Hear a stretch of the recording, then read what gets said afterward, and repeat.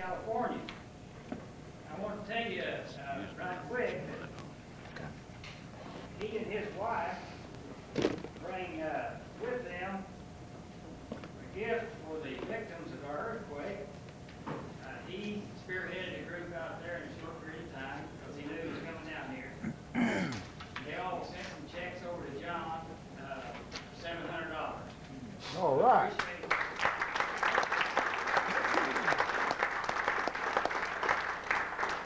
will be going to the victims fund.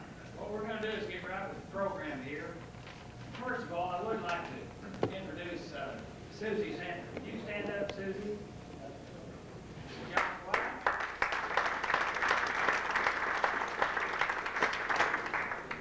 And they are from Canoga Park, California. Now, they've been a part of the Farmers family now for 28 years. John started with Farmers in 1967 as an auto underwriter in the Merced Regional Office. After 6 years of serving in this position, John became an agent in Merced, California, and Jeannie's glasses are coming. After 6 years of serving in this position, John became an agent in Merced, California. In 1977, made the move to the Los Angeles Regional Office as a district manager. As an agent, John was a President's Council member and was the top life producer for the company in 1974 through 1977. He has qualified for Top Club 12 years and Life Championship. In 1976, John was the top total count producer in the company and had over 400 written life policies for the year. He also averaged 30.5 written life policies per month during 1975, 1976, and 1977. As a district manager, John is listed in the Farmers Book of Records for the most commercial count in a month, 9,397 count in December of '85. And most commercial count in 1 year, 67,557 count in 1986. In October of 1991, he set the regional life written record with over $30 million in volume. John's district has an average sales count per full-time agent of 200 count per month. He just came here from the Mission region in Kansas City, where he put on some information that he's going to share with us today. This guy is a heavy hitter, and I call him fast talking, slow walking, good looking, big bad John.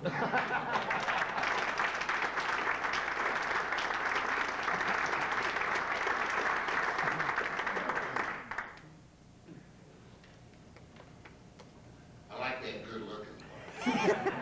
People say that never. Can you hear me back there?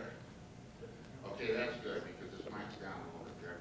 I met these two district managers who were sponsoring this over at Executive Council. They found out that we were going to be over there in Kansas City.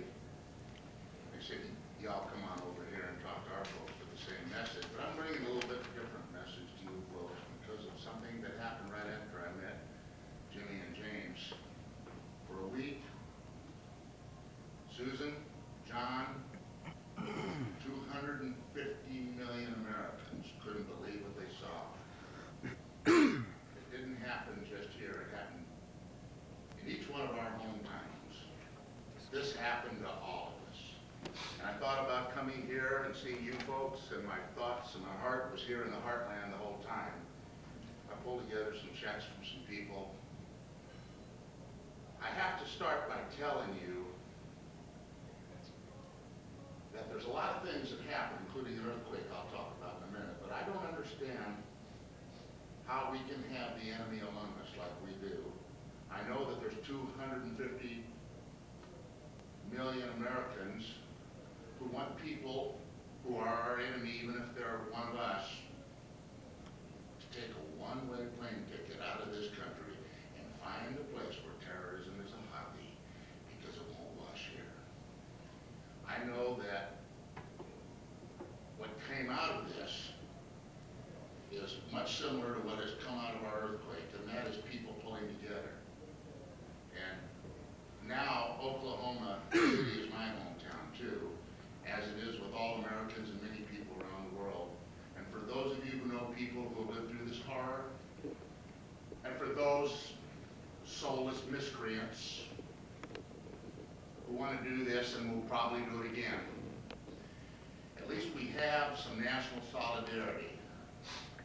And all the true patriots aren't the people who hurt each other. And in this country, we have everybody getting labels nowadays, just like canned soup, brand names. And maybe this will be the start of us cutting down these adversarial pits that we put between us. And I do know one thing from coming from the Mission region. The heartland is called the heartland because of the heart of you people and how you treat people who come to your area. And Susan said, well, we just came from a whole bunch of lovable people. And out in California, we need to probably transport more of our people out of here for at least a short stay. We really need you. And I think about the trips I've made to Texas and places here, and I got to tell you, it's a lot of fun to get the hell out of LA. Now, speaking of LA, I moved there in 1977, had a good agency, I guess. We did some national things. We had the great Bud Post there as one of our spiritual leaders who's no longer with us, and we competed with him and finally beat him. And that was hell. But the first leader in my life as an agent, before I really got to know Bud Post, was a guy named Catfish Wallace. I don't see him here now. Did he come here? Did he get here? Well, I saw him earlier today. He had to run out and do something. But Catfish, some of you know him as Ron Wallace. Catfish Wallace set new standards in the year 1972, and I heard a tape from the Catfish. And then I had to hear it again and again, because you know, the southern boys that pack the grass and wear the funny suits are people that a California guy like me, who's just a blue jeans kind of guy, have to listen again and again to. But what I heard was some country attitude, some pride, purpose, intensity, feeling good about himself and what he did for people. And so I'm awfully happy to be here, and I told, in fact, I thought that I hadn't met Jimmy. I thought that Jimmy was Catfish, so I was really looking forward to meeting Catfish Wallace. I think I called him Catfish. And he said, no, that's my big brother. But I met him today for the first time, and his card didn't disappoint me. It said Ron on it. It said Ron here and there. I have to get at least one shirt that says Big Z. But those were my leaders. Ronnie went on and did some other things, became a district manager. That was a cool move. Bud Post told me when I did this, what the hell are you doing? Why are you messing up a good thing? Well, I'll tell you what I have learned about LA. Too much. There's too much to learn in Los Angeles, California. And on January the 17th of 1994, at 4:31 in the morning, I awoke in the air, a foot and a half out of my bed, with my wife screaming and the house sounding like a screaming Tyrannosaurus Rex. And I hit the bed the first time and was thrown up again, and I thought, oh my God, this is the end. This is the big one. The one they talk about in Los Angeles. The house shook for about another 10 seconds. A big mirror crashed down where I had just sat up in my bed, over where my head was. And the place stopped shaking, and I thought, we might live through this. My big boy, Jeff, 270 pounds, was crying in the front room in a huddled up position, a fetal position. He's a guy that can lift a house, but he thought he was going to meet St. Peter. My daughter was crying. The house was black. We couldn't find anything. And finally, I found the keys with a match and drove around the neighborhood, smelled the gas, the broken lines, saw the fires, saw the houses down, people standing in the middle of the street crying. And I thought, oh my God, how big is this? And then I thought, we insure a lot of this. I was selling earthquake insurance to my people. Help the people, go get it. We were writing the hell out of earthquake insurance, using it as a marketing tool and helping people. Well, you know what's happened. $2 billion later, $160,000 damage to my home. 16 people died, blocks from my house. We have a new ball game, folks. We lost our butts. We don't have fire insurance in California. Our executives are nervous. Bats wondering what the hell they did with $4.5 billion of hard-earned cigarette money. Sell a lot of cigarettes to make $4.5 billion. I'll have a lot of Susie Zenkers and Choo-Choo Sue. She ran still had his brand. If she's going to do that, then we're going to buy some stock. Start smoking. So what do we have right now? Well, I'm here to tell you the reason I'm back on the road again. Because I'm afraid. I'm scared for me, and you, and us, because our boat has leaks in it. I've never seen the looks in executive faces like I see now. Hell, we can't write homeowners insurance to staple. I call it filet of casualty. Homeowners is filet. We can't write it. New people are writing commercial and life in our area. Auto's tough. We sell insurance at Devil's Island. We've got a 250 count average, and we're going to have 30 agencies very soon doing 9,000 count a month without homeowners insurance. And we need to bring in the revenue now. We need to harvest the crop and get the money back, or our whole system is going to change. This is on tape right now, so I won't talk too much about our bosses over there in England, but the British are coming now because they're good business people. They don't like to lose money when they have a big investment. And we have a problem with farmers, endemic to our corporation. We don't get the crop off the field. They're looking at district managers now. Hell, Jimmy and I were talking with James the other day. I said, hey, pretty soon for district managers, if we don't get our folks getting that crop off the field, the British are going to start using the G word. What's that, Jimmy?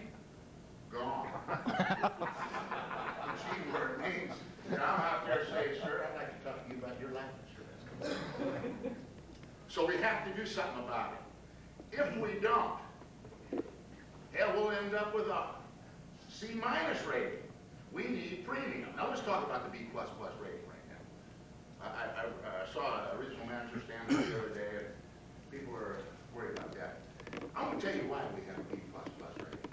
Because when other companies in California were waffling on our clients, their clients, farmers paid.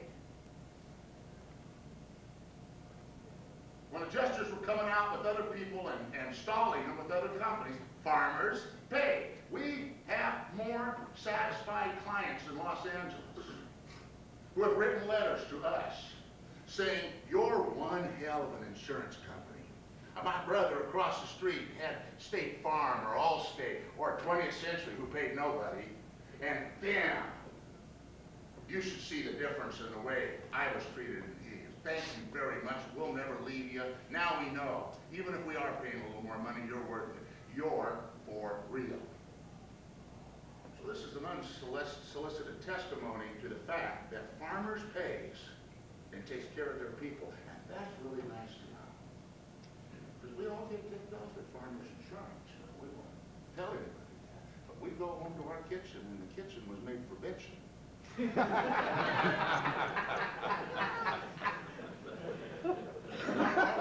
There's nobody in this room is so positive they don't do some kitchen bitching. I do. I like to. Scotch and soda and a lot of bitching.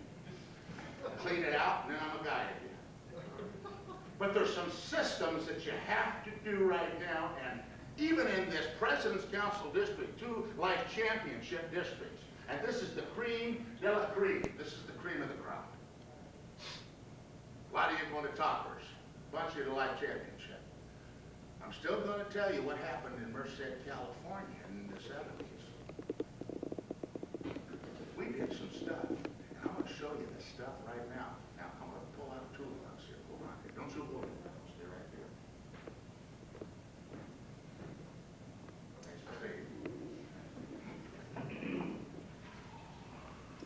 System number one. Remember, it's not management by objectives.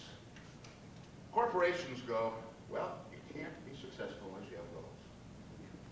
Okay, that's good. I like goals. We got to have them. They're the product of strong ego. Good, strong goal. But before you get to MBO, there's MBS. Management by systems. It's the skeletal framework of a coach. Before you start talking about the national championship, you got to have a good offense and defense with good offensive and defensive coaches, and you got to get the players, the plays, the uniform, everything going in the right direction. Systems. The great Bud Post was not an insurance salesman. He was a systematist. A man of professional systems. He was the Babe Ruth of organization, the agency system. Better organized than some regions. He had one thing going for him to start with. System number one. It doesn't come out of the box. What is system number one? Us. My philosophy. The kind of owner I am. Is this the head of Tonto with one broken feather, high Indian, or an Indian chief? I come from a family of car dealers. My grandfather was the first Chevrolet dealer in the San Joaquin Valley. My father was a dealer of Nash, Chrysler, Plymouth, and I escaped the car business. So I wanted to become a dealer. I didn't want to be an insurance rep, and I realized farmers gave out 2 contracts with the same writing on both of them. One is for Tonto, that's the rep, one broken feather. Me, Beaver to Beaver. My name, Little Beaver. I do all work. Everything come in. I have good service because I see everybody myself. I do all paperwork. I move paper back and forth. I clean up place. I answer phone. I do Primatic. Primatic? I did one Primatic. In 1973, I insisted on learning Primatic. And I did one mid-century policy on Primatic. That was 22 years ago. It's still screwed up. I called Mercedes. No, they told me they just about got it put together. Next few months they know what. It's still screwed up. So I stopped doing Primatic. You know what I found out about little Johnny Bugs? I don't have the personality to be an Indian. I have blood pressure problems anyway. And I'm hard to get along with my own dad. Ask Susie. The same old wife. So I decided, I think I'll be a car dealer. I think I'll be a marketeer. I think I'll be the guy who understands CODB, the cost of doing business. And I'll do what my grandfather and my father did. I don't want to be a rep because the guy across the street's been here for 5 years and he's making, at those days, $1,200 a month. Well, within 3 months, I was making $3,000. When I left Merced in the mid-70s, I was making $13,500 a month with automobile rates at $60 every 6 months, and then we get the big homeowners all puffed up for live casualty for about $85 for the year. We wrote over 6,000 policies in 4 years and 7 months and a population of 30,000. We did it with the #1 system.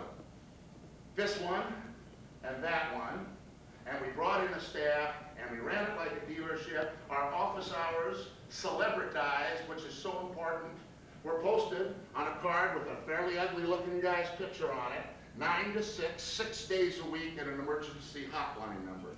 Because we had the red phone, 911. The town of Merced had 11 other agents. We outwrote the 11 combined every month. We were never #2 in our district my whole career. Because we were always available. 9 9 to 6, 6 days a week. Saturday, a barbershop day. We wrote 11 policies every Saturday. Everybody else in town was closed down, sitting at home, having a beer, watching black and white TV, just shingle and dialing for dollars. I was sitting there drinking, and I had them coming into the doctor's office. Now, if you do this alone, if you start with this, you have a story. I'm going to give you a line right now. I forgot to tell it the other day. I want you to write this down, because I'm going to give you my copyright line, because you're, oh, one moment, say it. Or close. At our agency, and then on the bottom, for the finest personal service money can't buy. Not money can buy, money can't buy. Because no matter how much you spend, or how little you spend, if you have a red phone agency, you got a hell of a deal. Open 9 to 5 in LA now, and on Saturdays, that's Monday through Friday, including lunch hours, no tapes, no answering services. Never, ever, never under any circumstances will you close down a 911 number or the fire department. Remember the business we're in, CID, calamity, infirmity, and death. So that ultimate service agency that we created in Merced, the word of mouth spread about us. They're always there. People will say, what are your office hours? I say, here's my card, but the office hours for you, sir,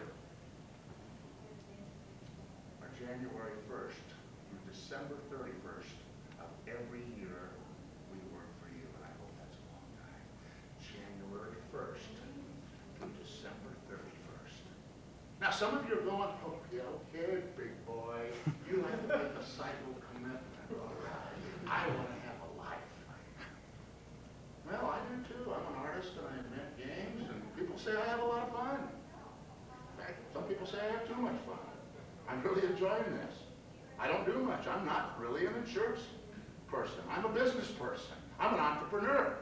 I'm chairman of the board. And I was the first day that I went into my agency in Merced, California, because Bud Post taught me how to do it. So what else do you have?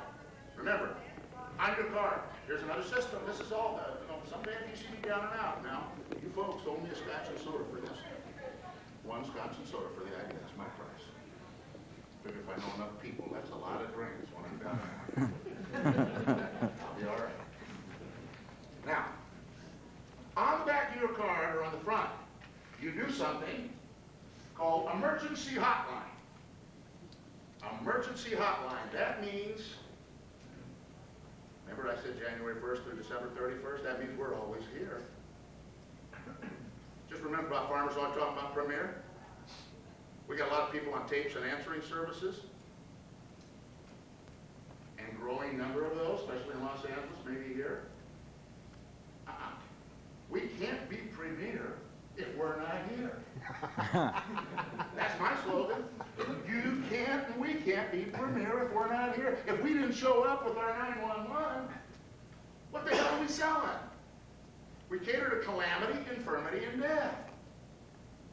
Please, please spread the word. We gotta go pro. Of course, no go for us. Because the competition won't allow anything but the red phone. But take it a step further. Advertise, celebritize yourself for the finest personal service money can't buy. We have an emergency hotline, sir.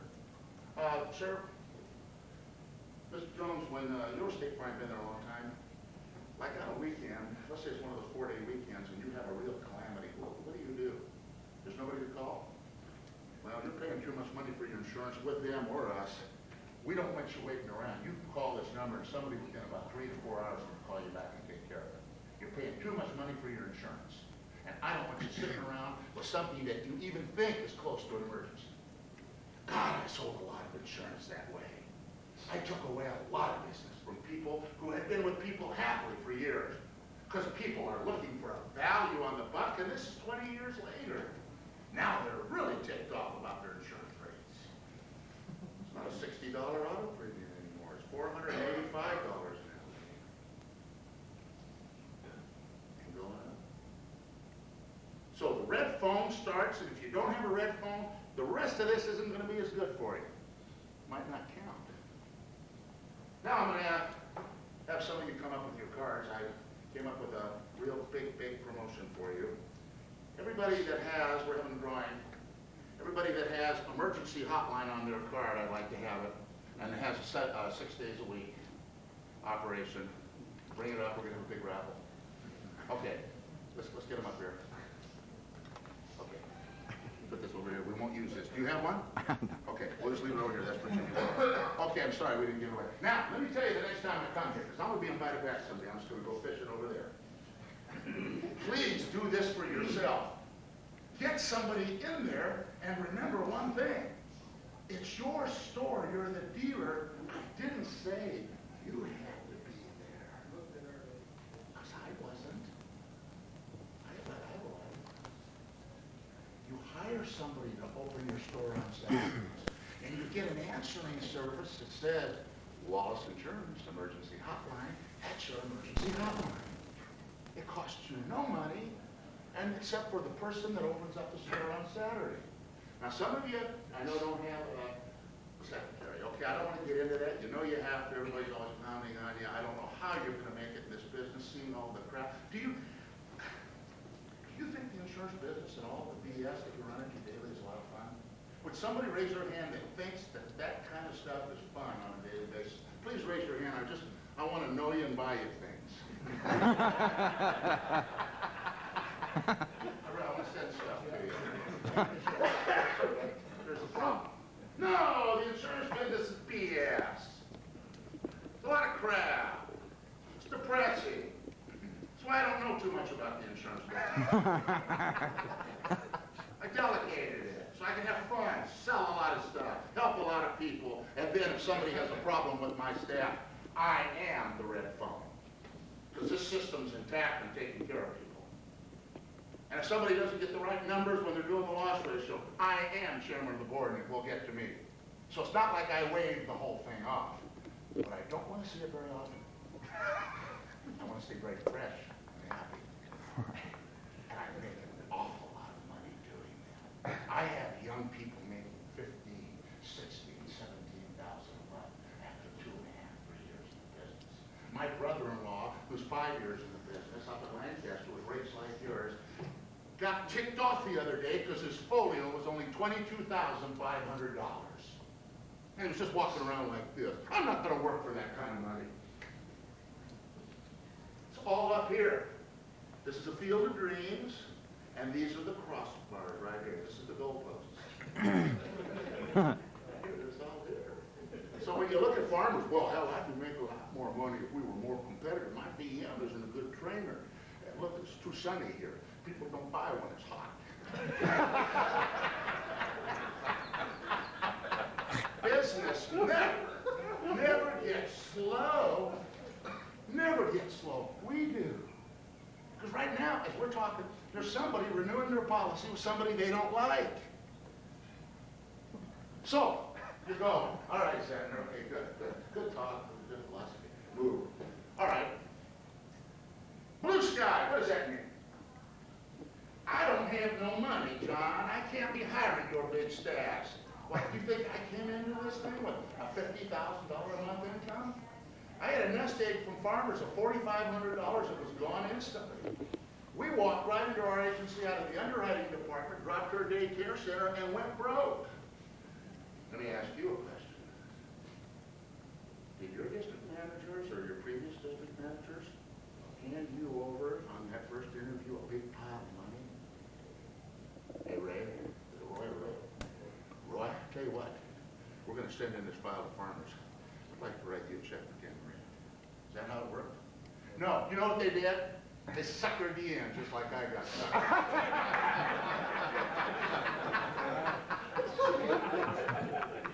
Sold you a whole bunch of blue sky American dream. And so you got an opportunity to get into business and go broke before you start making some money. Maybe have your first wife leave you, which which is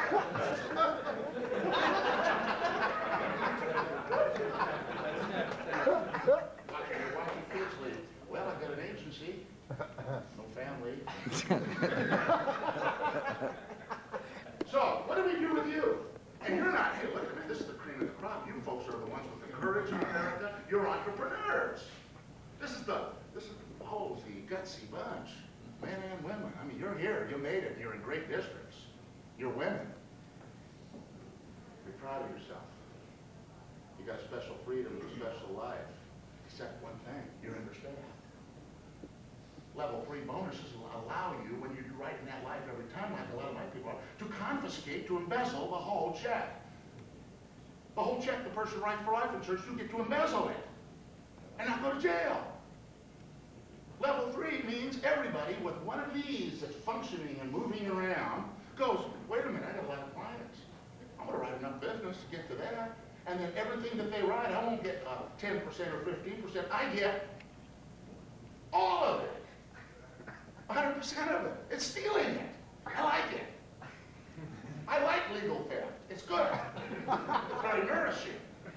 It pays for a lot of stuff. So my people on the level 3 bonus get 4 folios every quarter. 11, 12 extra grand every quarter. Now I have a guy that says I'm going to make $20,000 this next quarter, extra bonus. On top of his, he's a new guy making $20,000 a month now. Instead of making $60 a quarter, he's going to make $80. Well, he's buying a new house. All these young people buying homes, big, $300,000, $400,000 homes, because of what's going on in here with this system, number 1. Remember, I'm going to give you something right now that'll help you. Write this down. When you're recruiting people, you start them off, if they're doing external marketing as opposed to the Go Phone, which I'm going to show you in a minute. You start them off as an area rate coordinator or area rate supervisor. Don't call them a telephone solicitor. People have dignity. Kid goes to school, going to college. Hey, Billy Bob, what you doing? Well, I'm an area rate coordinator for Zentner Insurance. I'm their junior management in the marketing department program. The other kid comes up and says, well, I'm a telephone solicitor with Bob's Insurance. Now, who has a better story? They're both doing the same thing. Remember, they come home and they have friends and they have egos like we do, and they have to have a story. Give them a story. So, give them a title. And you know what they do well? You license them and they become an account executive. If they stay for a while, we call them a junior marketing partner. And then after that, you know what happens sometimes? You can tell them if you're good enough, I'll bring you over to see James or Jimmy. I'll sponsor you in to where we'll spin you off and you'll have your own agency like me. Only after where you help me replace you. Wow. And after the market turns to mush, you could become a district manager.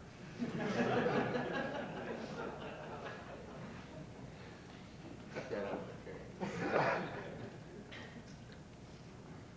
I sold him Blue Sky, and I'm not even talking about money, because I know how I came in, and there's a lot of people out here who need an opportunity, who are waiting on tables, and they'll come in part-time on an internship. You can pay them $4, $5, $6, $7, try $7 an hour for a probationary period, and then you put them in on a system where they get paid by the lead and what you sell, and you tell them you want them to make over $10 an hour here in Oklahoma. If you can't make $10 an hour, Bill, we can't use you and you don't need us, because this is for young executives. You're going to be contacting people in our marketplace. You'll be in charge of our marketing department. Later, you'll have people working for you. But you've got to be good on the phone. I'm going to train you how to do it. God, that's an opportunity. And they'll buy Blue Sky. Now, what do you have invested if they're no good? 4 or 5 hours at $7 an hour? Are you willing to, as the part of the cost of doing business, invest $30, $40 on somebody who can double your new business? Then why the hell do we have so many people who are not farming this great area? And it's the same in Los Angeles, even with our marketplace, which is just tiny little bits on the plate compared to you. I promise you. My folks are making a lot of money with that. They got good commercial marketing people, 18, 19-year-old people who come in and make them $8,000, $9,000 a month, and the people are so happy to make $1,200, $1,500. That's being an entrepreneur. Give them a title, sell them blue sky, and when you recruit them, show them a future. Just don't say, hey, you can be a telephone solicitor. What do you do later? Well, what does that run into later? Well, you can be a telephone solicitor. Well, how about later? Then you can be a telephone solicitor. Well, that's no future. All right, blue sky. Write it down. You have people today that want to work for some of these fine agencies.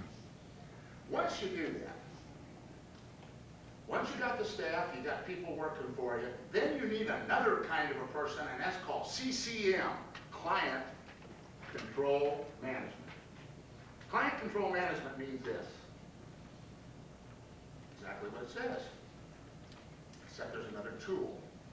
Because now, have you ever heard of obstetricians? What do? Deliver babies. So here's a tool to deliver a baby, because we're pregnant. We're really pregnant. That's called this tool, a cesarean section. Inside of your agencies now, and I can go down the line, is a block of policies inside the mother block that needs to be given a chance to breathe fresh air and have life. If you have 1,250 policies of a good mix of business, you have 2,200 policies there, with a bunch of them still inside the mother. My mother once told me, see, I was 10 pounds and something ounces as a baby, and big, and 24 inches long. And my mother said, when I had you, it just about ruined me. I didn't have anything to do with your dad for months and months and months. I held him personally responsible. I almost killed my mother. Can you imagine a baby like me staying in there like in some of your agencies for another 5 or 6 years? Oh, no. Ooh, that's bad. That's hard on the mother. And having those policies inside of your agency is hard on you financially, because as I'm speaking, 7 or 8 of you are saying, God, I really do. I've been just sitting there on the outside by a gold mine, and it's full of gold, and I'm just sitting there. And what do I use? Well, this. And at first it's you. But we hire somebody called Nurse Benson that works in delivering the babies. And she calls us. Hi, Mrs. Jones. This is Marie Benson. John wanted me to give you a call because we're doing a review of our most important clients. Well, first of all, we wanted to thank you for your business. We really appreciate you. But I see here we haven't updated your file recently, and we're going to do that right now. Do you have a second to talk? Stop. I said something first that's one of the lost phrases in the English language, and your clients haven't heard it. Thank you. We appreciate you. Thank you for staying with us. We need you. It's called gratitude.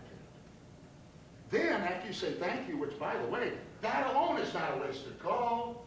Stop right there. It's a good call. But I want to make some money on it right now.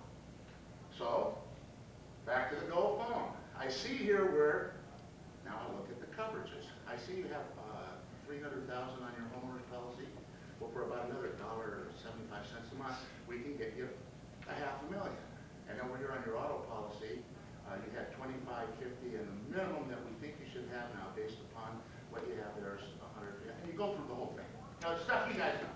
You know that stuff. But here's the next step. Look on the back page of that MOC.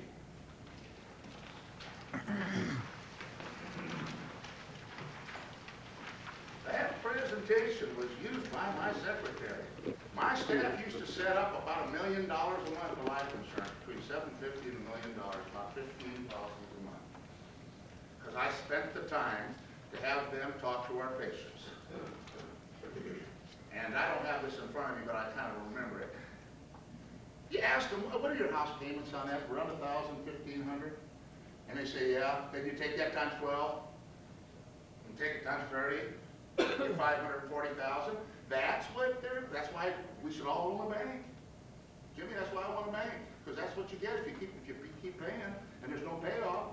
That's what they get. That's the unsecured note. And so you tell that homeowner, what if the bank had written a policy that would pay off the loan for you? Would you have been interested in it? They should have done it. They say usually yeah, or maybe they don't know what you're talking about yet. Then you ask the questions on the bottom. Number one, could your wife afford to make the house payments if you died? What's he going to say? No. If the payments went up from $1,500 to $1,550 or $1,600, would you folks have to move out of the house if it was over taxes? What did they say? No. What did they just say? Yeah, we need it. Now, why? Now think about this now. You got a lot of homeowners insured here. I saw your account. Ooh, where'd it go, Mike? Can I have your market for a week? Just a week. So we just ride them for a week to see how it feels. We haven't written homeowners for so long. That's the way it casually. I'm getting an attitude about that now. But you know why I love it? Because I remember in little old Merced, California, how many homeowners produced instant life children. And the people loved it. Because a lot of people buy mortgage insurance who aren't interested in life insurance. Well, I mean, I think it's the same thing. But they like the term mortgage insurance. So what do? For 2% more, would you make 98% of your house payment instead of 100, and then leave that unsecured note up there when you can cross through it and secure it for hardly any money? So what did I do? I didn't take all their beer money. $50, no, $50. If you're not paying any money at all right now, $50 is a lot of money. You're thinking that's a lot of beer. But if you're paying $1,500 to $1,550 and it secures that note, that just makes damn good sense to me and the people you talk to. So you use that, you tie it in, and you tell them also, I made up this, but it works. It's a floating mortgage policy, it goes for you.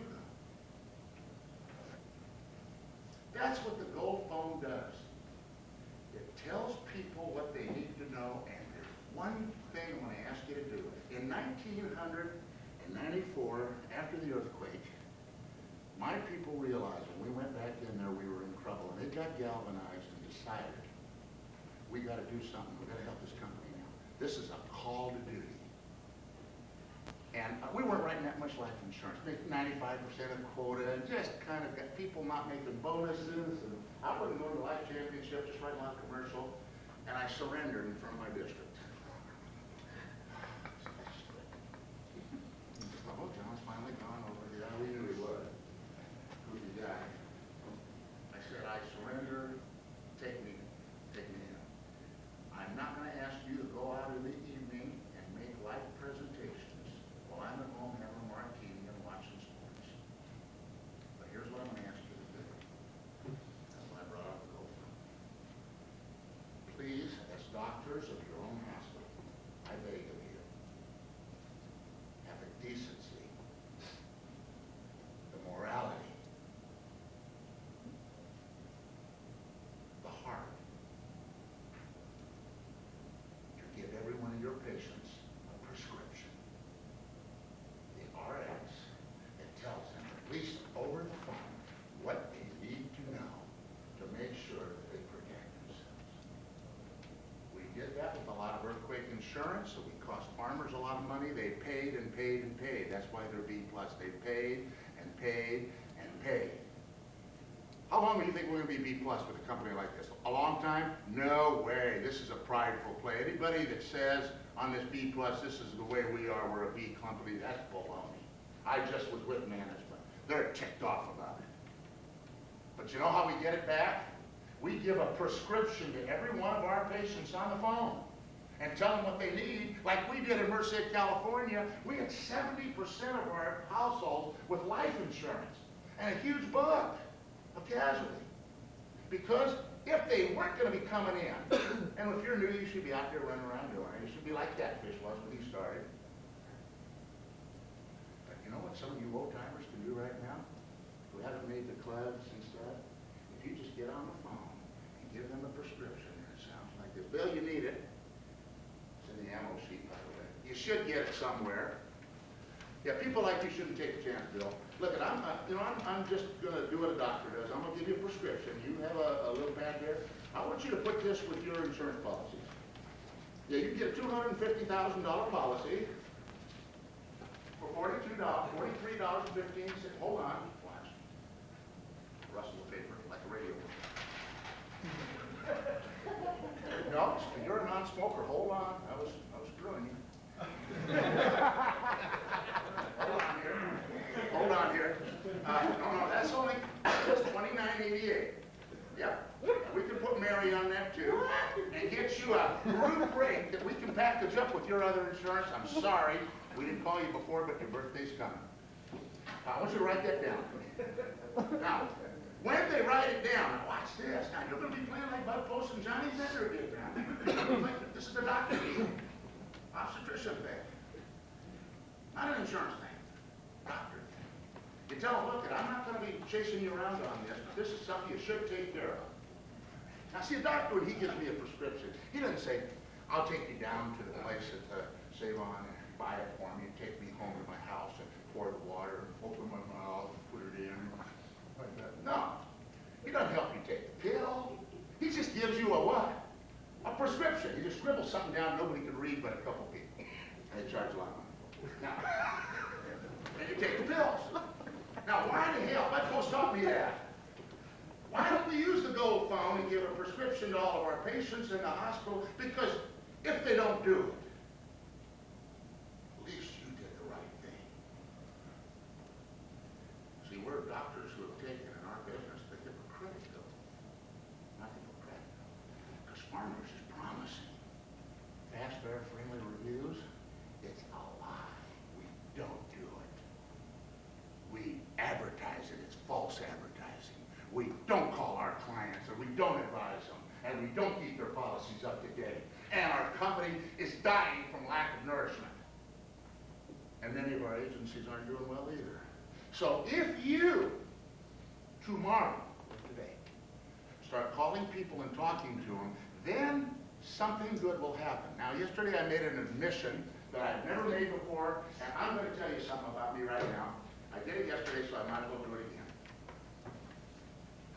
I have call reluctance. I know you're laughing at me. I'm ashamed. Because I should. Because I got a big mouth. I have a big mouth, but I don't like calling people and bugging people any more than you did, and Bud Post hated it.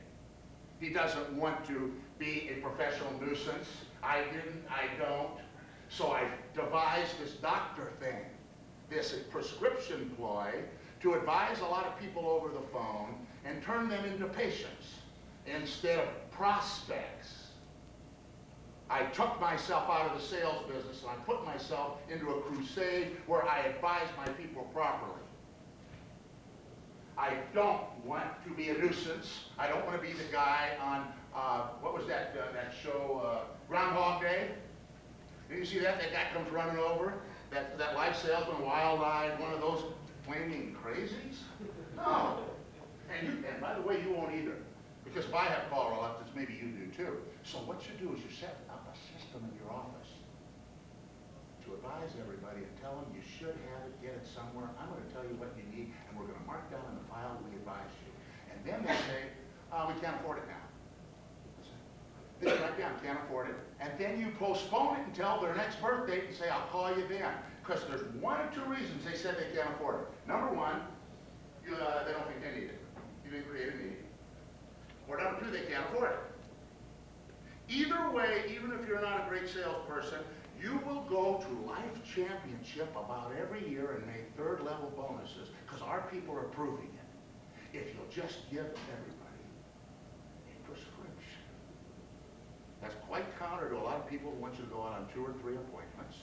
This tape won't be popular in some places, maybe in management. Maybe I won't be around for over about another week or 2. Could be the last time you see me. I'm going to tell you one thing for a lot of you. If you do that, let them buy from you. Be a good doctor. Does it work? All the time. On every complaint on every patient? No. On a lot of them, yeah. And they like the tone. Okay. Basically, what this means is on the bottom, is if you build the systems to serve the people, they will come. Now let's look at this sheet for just a second. Let's go through the rest of it, because I want to get a little bit more down to some of the words, because it kind of helps out with the tool. Lots of coverage for hardly any money works. A group type rate that we can package with the other policies. This is where we see the tragedies. I used to tell people, I don't help you make your money, and I will help you spend it. But this is something that each one of us has to take care of, Bill. And I just want to make sure that you got it down on your file. I did my job. Play it defensively. And then do the one thing Susie Bud Zentner did so well in our agency. Control when you go to your files for birth dates. There are people in this room who have made President's Council Life Championship. Yep, when I talked about Ronnie earlier, when he was the guy who was leading the band. There's so many people in this district right now sitting here who I don't know, who are, in your heart, you know you should be President's Council people. There's people here who are 100 count, 75 count producers who know you should be making a lot more money. But you're kind of holding back for some reason. I have a story I want to tell you that I heard that's very meaningful to me. A man was sitting up in an office building, and one day he noticed by a lake a man sitting under a palm tree there, just looking over the lake in the morning. When he locked up his office for the day, he looked down, and he said, the guy's still there. The next day, it was the same. Day after day after day, and about 2 or 3 weeks later, he finally said, the guy's always there. And so he went, no, I gotta find out what's wrong with this guy, what's the deal? So, the guy was always just sitting there staring at the lake. So he went down, he tapped the guy on the shoulder, he says, hi. Yes? Are you always here? It just seems like you're always here. Yeah, I am. I mean, all day and all the time, huh? Yeah. He said, well, can I ask why? He said, well, I believe in reincarnation. Do you understand reincarnation? He said, no. He said, well, if you understand reincarnation, you know that I believe I have lived many thousands of lives in the past, and that I'm going to live many thousands of lives in the future. And I just decided to sit this one out. I just decided to sit this one out. Like a ball game. Well, I have a problem. I deal with people who I really like, who it seems like are just sitting there looking at the lake, like they're going to get a lot more tickets to this ball game on this fuzzy green planet. I believe, very important to me, that every day we write our autobiography, a page at a time. A day is a page. And that autobiography that we're reading is our life, and it's either a boring book or a fun book or a scary book.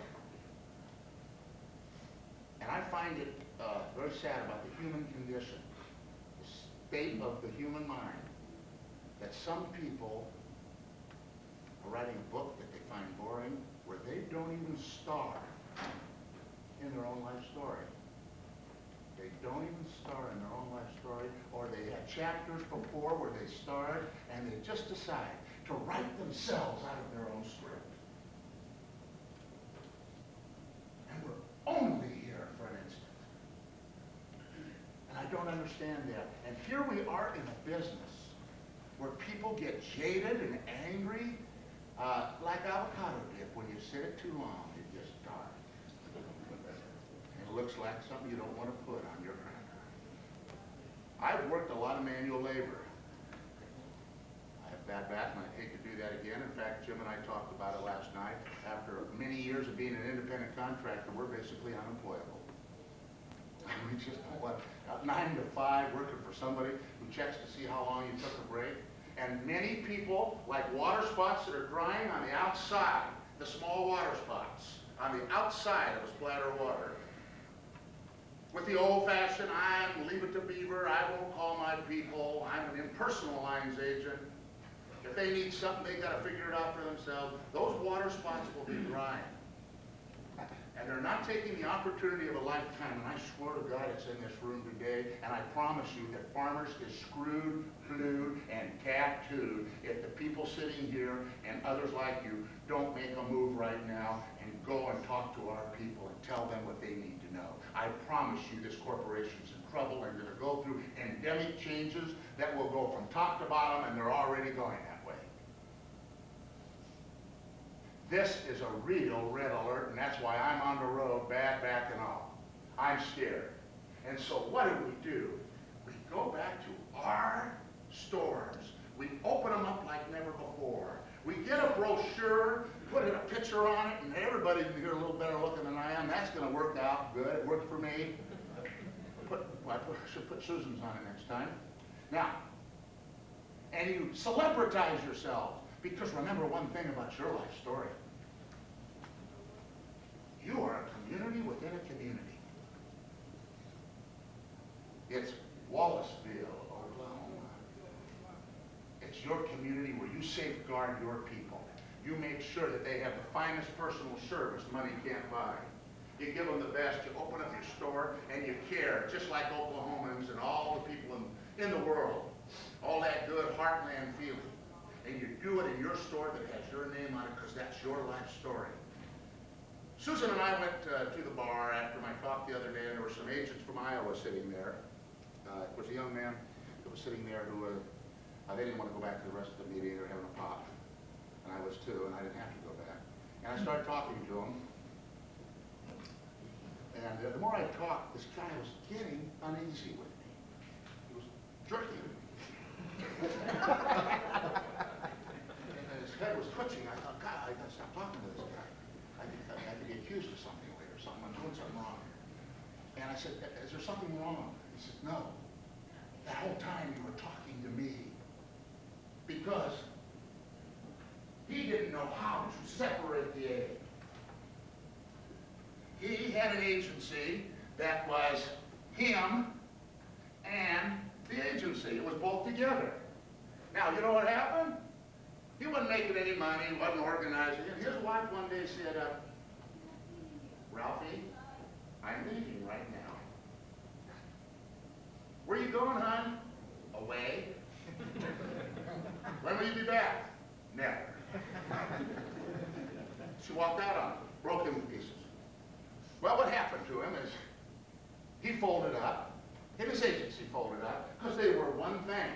Now, what I talked about in the meeting is separate yourself from your agency. Here's you, here's the agency, you run it, and here's the fun part about all this I'm telling you. Remote control. I can be in Hawaii right now. In fact, I'm in a place better. And run my district remote control just like I did my agency. Mary, how's it going? Really? Okay, well, step it up.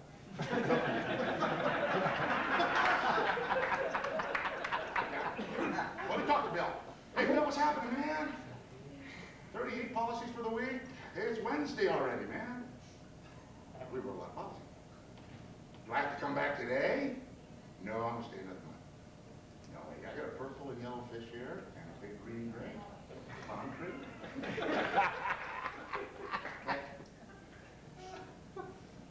That's my idea of the insurance business. That's what the good ones do. And they write more insurance, they take better care of their clients. Hell, Ray Kroc wasn't making burgers all the time. He was a man of systems. This guy told me, he said, I'll never be a one-cell organism again. Well, I'll tell you something, 1994 was a crappy year for me personally. Health problem, cancer scare. It was just a bad year. Earthquake, they had to live with it. I mean, you know, Susan was bad at me part of the time, which was just about average. But, here's the deal. I had a lousy personal year. But what kind of a business year do you think we had? Cat's ass. A great year. So you know what? At the end of the year, how did I rate it? Thumbs up. Okay, because if our business is going great, even though our personal life is going to hell, we'll get that other thing together again. It's part of the human condition. Some of you young guys, you know, you don't get along with women, and they don't get along with you. Hell, that's been going on for 1,000,000 years. You didn't invent that. Don't get down walking around, well, hell with this, I can't do nothing. I can't make love, I can't sew a shirt. I don't know why we do that. I think I know why. The human brain isn't fully developed. That's why we have psychiatrists and lawyers everywhere. So what we do is we go in and we hire the people, we stop being cheapskates, we are venture capitalists, we bet on ourselves and catering to the needs of people. And it works. What you end up getting is a remote control. Where you've got a lot of money like the people I work with. We'll have 3-4 people make over $28,000 in 1 month. Sometimes they break 40 and 50. We have young people who are becoming millionaires with their investments. They got the boat. I don't even have to get a boat. I got my people having big boats. I don't need a boat. I don't want a district boat. They're rich. Because they're doing these things. Now, this isn't something that came from some guy that's typing up a manual someplace in some home office. This is coming from the field, from the very best.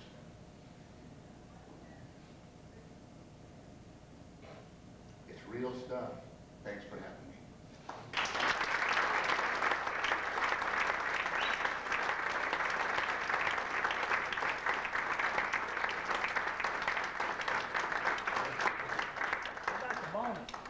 How about the bonus? You mentioned the bonuses. Well, the bonus deal, Susie can talk to, and we won't get into the specifics. The life bonus is something. How many of the last time, just raise your hand, I don't do this just to embarrass you. How many, raise your hand, got a bonus at one of the levels last time? Well, see, this is really motivating my people. Really, really motivating. Because they're really making a lot of extra money as PM for a lot of the stuff at the agency. Now, I'll tell you what happened. I saw an agent in a deal make $38,000, and another guy up north actually bought a brand new Porsche for $72,000 with this life bonus, Mike Benson.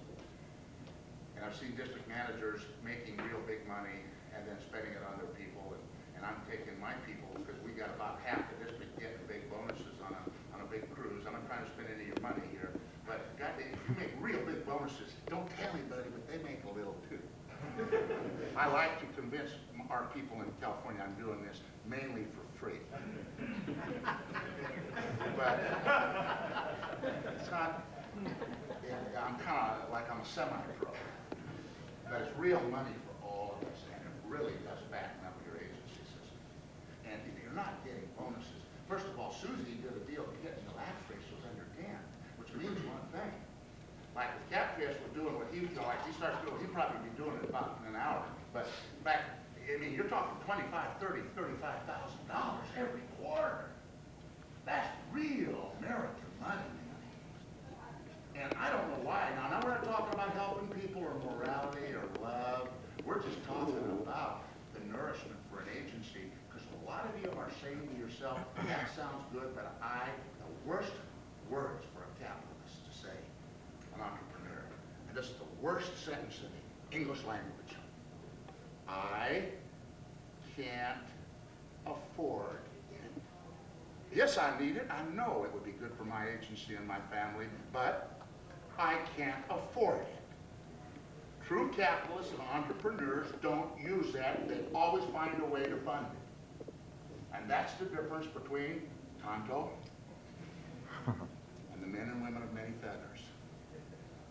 And see, this is a tribal function here, and you got to remember one thing: you can't be a chief unless you have Indians.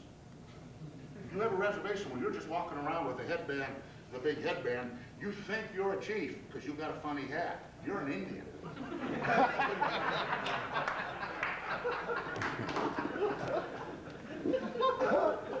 Are we in Vietnam or where?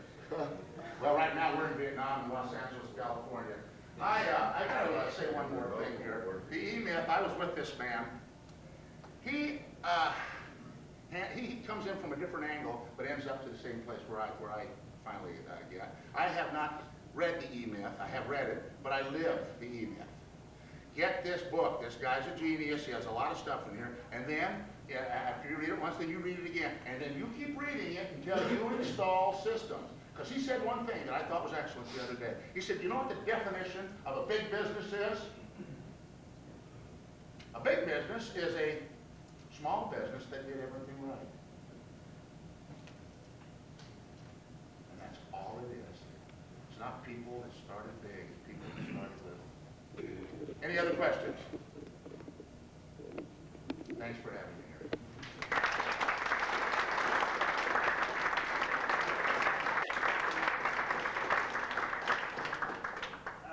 Before we let you go, Keith Gold sent down some flyers. He's offering a challenge to districts in our division. We're in a contest right now against Arkansas, and we have till April 19th to do something about it. So he is offering a challenge. Excuse me, May 19th. Thanks, Bill. We're just handing say, with this deal, Bill, that you're going to get, he's offering golf balls, but you're a fisherman. You're a golfer. You're not a golfer, we got a deal for the fisherman. But anyway, we will appreciate everybody's help we can get between now and the 19th. We're trying to write 100 apps, 20 days. It's just With that, any question on the few flyer? days. Oh, well, just tell me. Captain, you got anything? Ditto. Go buy phones. Johnny's gonna be hanging around here, he's gonna go in here in the lounge in a minute and get his drink of water. So, if you'd like to hang around, visit with your meeting, feel free to do that. That's all we have. Thanks for coming. Oh. Huh?